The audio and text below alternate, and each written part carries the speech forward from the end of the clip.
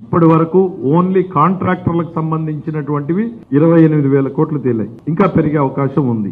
ఆఖరికి చిన్న పిల్లలకు సంబంధించినటువంటి డైట్ ఛార్జెస్ పెండింగ్. చిక్కీలు ఏదో గొప్పగా చెప్పుకున్నాడు, చిక్కీల బిల్లులు పెండింగ్. హాస్పిటల్స్ మీకు ఒక విషయం చెప్తాం.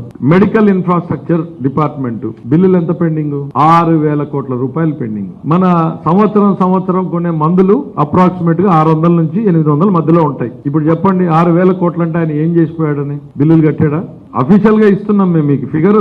ఒక మెడికల్ అండ్ హెల్త్ డిపార్ట్మెంట్ లో 6,000 కోట్ల పైన పెండింగ్ ఉంది. మరి మందులు కొన్నావు, ఇవ్వలేదు, సప్లైలు ఆపేశారు మొత్తం అందరూ. ప్రతి డిపార్ట్మెంట్ కోడిగుడ్లు. నా నంబర్ ఏమో 20 ఏండ్ల నుంచి ఉన్న నంబర్ ఇది. నాకు ప్రతిరోజు శాసన మండలిలో చెప్పా 400 మంది 500 మందిని ప్రతిరోజు చూస్తున్నా. వీళ్ళెవరు రాజకీయ నాయకులు కాదు, కార్యకర్తలు కాదు, ఇంకోరు కాదు. రాష్ట్రంలో పెండింగ్ బిల్లులు, ఉద్యోగుల జీతాల భత్యాలు ఆపేసినవి, ఎర్న్ లీవ్స్ ఆపేసినవి, పెన్షన్లు ఆపేసినవి, ఇవన్నీ అర్థం చేసుకుని సరిదిద్దడానికి టైం పడుతుంది, కానీ అర్థం చేసుకోవడానికి ఖచ్చితంగా ఇంకా 1 రోజులు వాస్తవ పరిస్థితి రావడానికి అయితే పడుతుంది. ఇప్పుడు చూపించినటువంటి అప్పు 9,75,000 కోట్లు కూడా ఖచ్చితంగా పెరుగుతుంది. మేమేదో 12 లక్షల కోట్లు చెప్పామంటే అయినా అవ్వచ్చు 12 లక్షల కోట్లు, ఆశ్చర్యం ఏం లేదు. కేంద్రం నుంచి 5,000 కోట్లు వస్తే ఇది నేను 1,00,000 చిల్లర కోట్లు నువ్వు పెండింగ్ పెట్టావని చెప్తాను. అదెవరు తీరుస్తారు?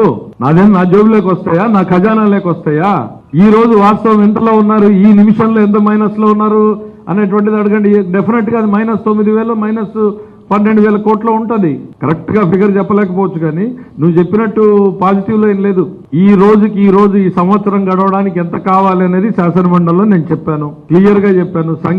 శాఖల వారీగా చెప్పాము. ఏదో అకౌంట్లోకి వస్తే వచ్చినంత మాత్రంలో నువ్వు ఇవ్వాల్సిన వాడికి డెఫినెట్ గా ఈ రాష్ట్రాన్ని అన్ని రకాలుగా, మరీ ముఖ్యంగా ఆర్థిక అరాచకం జరిగింది. జగన్మోహన్ రెడ్డి గారు ఎకానమీని చంపేశాడు.